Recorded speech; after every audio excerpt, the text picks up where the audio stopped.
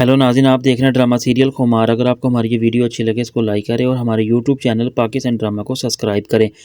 लाइबा की जो की वजह से फ़ाइज़ की माँ काफ़ी ज़्यादा परेशान तो होती है, लेकिन जो लाइबा होती है वो अपनी माँ से कहती है कि आपने हरीम भाभी के साथ जो भी किया बिल्कुल अच्छा नहीं किया और ना ही आपको ये करना चाहिए था। लेकिन फ़ाइज़ की माँ लाइबा से कहती है कि बेटा, इन बातों का सोचने का हमारे पास बिल्कुल भी वक़्त नहीं है, तुम जितनी जल्दी हो सके अपना सामान पैक करो, हमें यहाँ से जाना होगा। लेकिन लाइबा अपनी माँ से कहती है कि आपको पता है कि मुझे लगता है कि ये हरीम भाभी की बददुआओं की वजह से हमें ये चीज़ें ले डूबेगी और हमारे लिए कितने नुकसानदेह हो सकता है।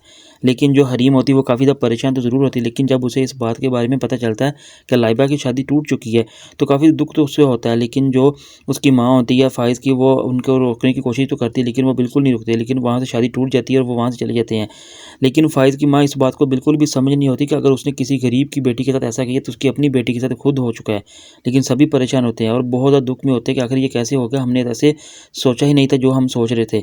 लेकिन जो हरीम को इस बारे में पता चलता है तो वो कहता है कि मुझे दुःख तो ज़रूर हुआ है, लेकिन मैं ये सोचती हूँ कि ये सब कुछ मेरे दिल से खुद गुज़र चुका है। और मैं इन बातों को जब सोचती हूँ तो मुझे वो पुराना वक़्त, वो चीज़ें याद आती हैं जो उन्होंने मेरे साथ की है। लेकिन जब फ़ाइज़ घर आता है और आकर अपनी माँ से मिलता है और वो कहता है कि मैं आपको ये बताने आया हूँ, जितनी जल्दी हो सके आप यहाँ से लाइबा को और अपने सामान लेके यहाँ से चली जाएँ। इसलिए आप लोगों का यहाँ पे रुकना बिल्कुल मुनासिब नहीं है।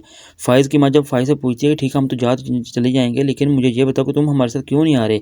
लेकिन लाइबा को लेकर वो वहाँ से जाने की तैयारी तो कर लेते हैं। लेकिन फ़ाइज़ फिर अपनी माँ को ये बताता है कि मैं इस वजह से आपके साथ नहीं जा रहा क्योंकि मेरे अरेस्ट वारंट जारी हो चुके हैं और मुझे लगता है कि पुलिस यहाँ पर आती होगी मुझे लेने के लिए।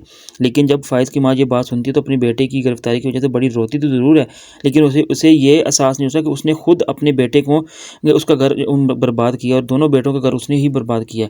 लेकिन फ़ाइज़ जो सा होता है वो अपनी माँ से कहता है कि आप लोगों को यहाँ पे रुकना बिल्कुल मुनासिब नहीं है, इसलिए आप लोग यहाँ से जाएँ, मेरी फ़िक्र मत करें। लेकिन फ़ाइज़ की माँ फ़ाइज़ को वहीं छोड़कर वहाँ पर खुद जाने के लिए तैयार हो जाती है और लाइबा को ले जाती है। लेकिन फ़ाइज़ अब ये सोच रहा होता है कि आखिर मुझे यहाँ से निकलने के लिए कुछ ना कुछ करना होगा, ताकि या तो मैं अपनी जान बचा सकूँ या फिर खुद अपने आप को पुलिस के हवाले कर सकूँ। लेकिन वो ये सोच रहा होता है कि ये सब है सब, जितनी हम परेशानियाँ, मुश्किलें हमारे घर के ऊपर आई हैं, वो सिर्फ़ एक हरीम की वजह से, एक गरीब की बेटी के ऊपर हमने इतना जुल्म किया और अल्लाह ने हमें कितना बुरा अज़ाब दिया उसकी खातिर।